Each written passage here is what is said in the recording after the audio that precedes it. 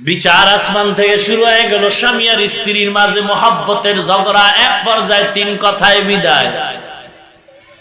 স্বামীর এই গালিতে বিবি বাবার বাড়ি চলে যান। বাবার বাড়ি চলে যাওয়ার পরে দীর্ঘ 1 বছর চলে গেল।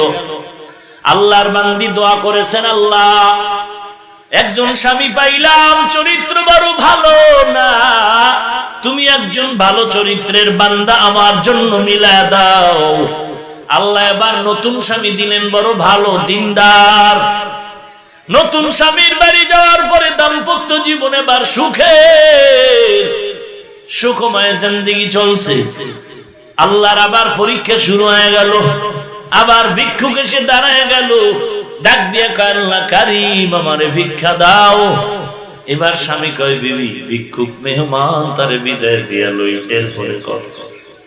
দরজা খুলে আসসালামু আলাইকুম। ওয়া আলাইকুমুস সালাম।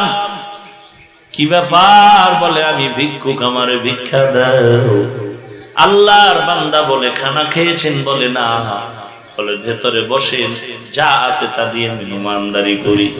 এবার মেহমান, ভিক্ষুক ঘরের মেহমান, বিবির গিয়া কয়, খানার আয়োজন করো, যা আছে তাই। আল্লাহর বান্দী খানার কিছু আয়োজন করে সামনের রুমে দেয়। আল্লাহর কুদরতের পরীক্ষা, পর্দার আড়াল দিয়ে এক ফাঁকে ওই ভিক্ষুকের নজরে পড়ে গেল স্ত্রীর চোখ। চোখে দেখে আল্লাহর বান্দি ভিতরে গিয়া গুনগুন করে চোখের পানি ছেড়ে কান্না করে। স্বামী বলে, বিবি কান্নার কি কারণ? বলে, আল্লাহর কুদরত দেখে কান্না করি। কি আল্লাহর কুদরত? আল্লাহর বান্দা বলে, ও আমার স্বামী, এবার ভালো করে শুনে নাও, আমি কেন কান্না করি জানো?